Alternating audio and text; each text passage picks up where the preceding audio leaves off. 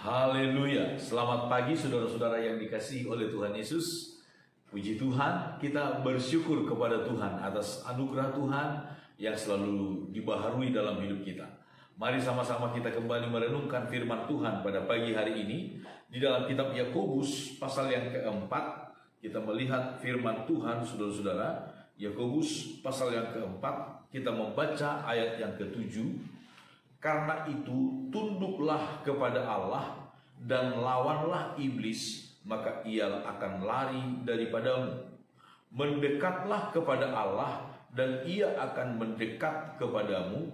Tahirkanlah tanganmu, hai orang-orang berdosa, dan sucikanlah hatimu, hai kamu yang mendua hati. Sadarilah kemalanganmu, berduka cita dan merataplah, hendaklah tertawamu kamu ganti dengan ratap dan sukacitamu dengan duka cita. Rendahkanlah dirimu di hadapan Tuhan dan ia akan meninggikan kamu. Saudara-saudara, ini adalah sederet sikap yang diminta oleh Tuhan kita tunjukkan sebagai bukti bahwa kita bersahabat dengan Allah dan bukan dengan dunia.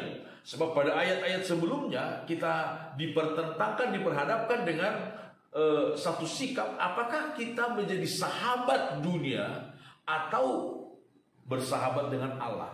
Bersahabat dengan dunia artinya kita bermusuhan dengan Allah. Tetapi bersahabat dengan Allah pasti kita bermusuhan dengan dunia, tidak berkawan dengan dunia. Saudara-saudara, firman Tuhan berkata, karena itu tunduklah kepada Allah. Bagaimana caranya kita untuk menjadi sahabat Allah, menunjukkan sikap hidup yang disebut kita sebagai sahabat Allah, sebagai orang yang pro kepada Allah, orang yang ada di pihak Allah. Pertama adalah tunduklah kepada Allah dan lawanlah iblis. Ini adalah merupakan satu paket, saudara. Tunduk kepada Allah, pasti kita akan melawan iblis. Tidak ada area abu-abu. Tunduk kepada Allah atau melawan Allah. Tidak ada area abu-abu. Hanya dua pilihan, A atau B. Tunduk kepada Allah atau melawan Allah. Tunduk kepada Allah berarti melawan iblis.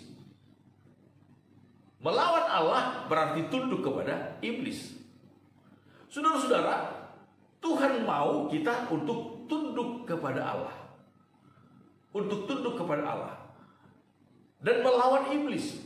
Ketika Yesus dicobai oleh iblis, kita bisa melihat kisahnya di dalam kitab Injil Matius pasal 4 ayat 1 sampai 11 dengan 3 jenis pencobaan.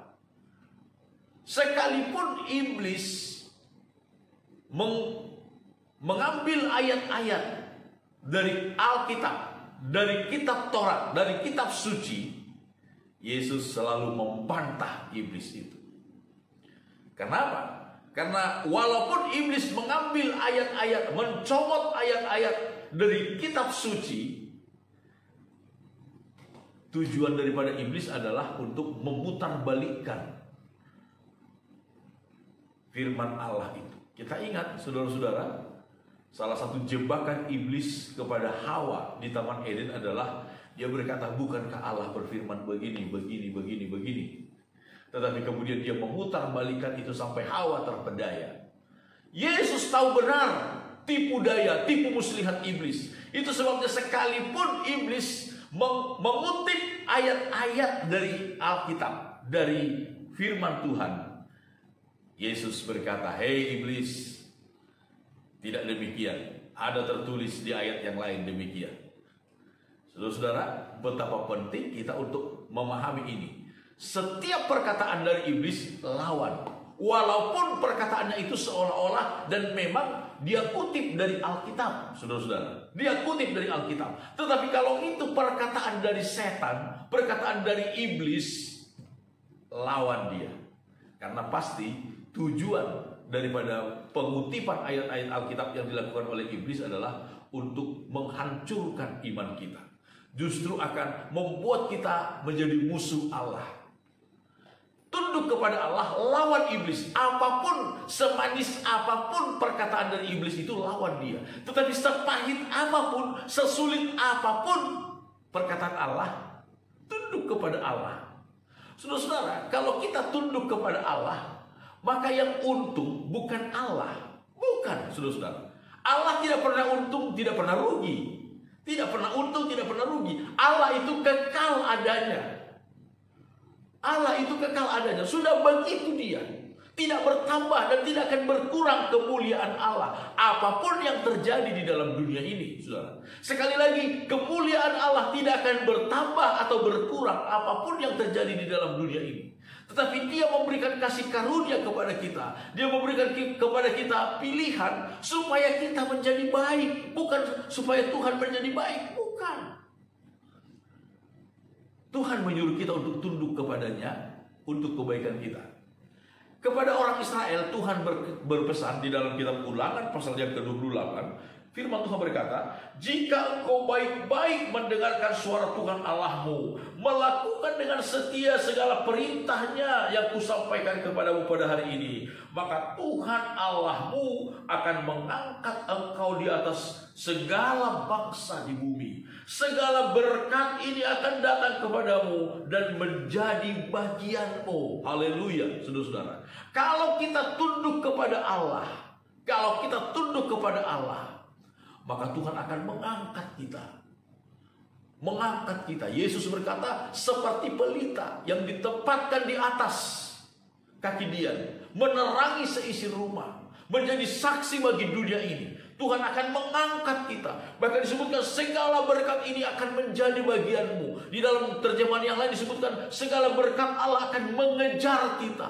Mengejar kita. Jadi kita tidak mengejar berkat, tetapi kitalah yang dikejar oleh berkat. Kalau kita tunduk kepada Allah. Itu janji Tuhan. Saudara-saudara, di dalam kitab Nabi Yesaya mengingatkan demikian dalam pasal yang ke-48. Dan Nabi Yesaya pasal 48 ayat yang ke-18, firman Tuhan berkata demikian. Ayat 17, Yesaya 48 mulai dari ayat 17, beginilah firman Tuhan penebusmu yang maha kudus, Allah Israel. Akulah Tuhan Allahmu yang mengajar engkau tentang apa yang memberi faedah, yang menuntun engkau di jalan yang harus kau tempuh. Sekiranya engkau memperhatikan perintah-perintahku, maka damai sejahteramu akan seperti sungai yang tidak pernah kering, dan kebahagiaanmu akan terus berlimpah seperti gelombang-gelombang laut yang tidak pernah berhenti. Haleluya, saudara-saudara. Tuhan yang mengajar kita segala sesuatu hal-hal yang memberi faedah, memberikan keuntungan kepada kita, saudara-saudara. Sekali lagi, keuntungannya bukan untuk Tuhan, saudara, tetapi keuntungannya untuk kita, untuk saya dan saudara. Sekiranya engkau memperhatikan perintah-perintahku, maka damai sejahteramu, disebutkan, akan seperti sungai yang tidak pernah kering. Kebahagiaanmu akan terus berlimpah seperti gelombang-gelombang laut yang tidak akan pernah berhenti. Saudara-saudara, tunduklah kepada Allah.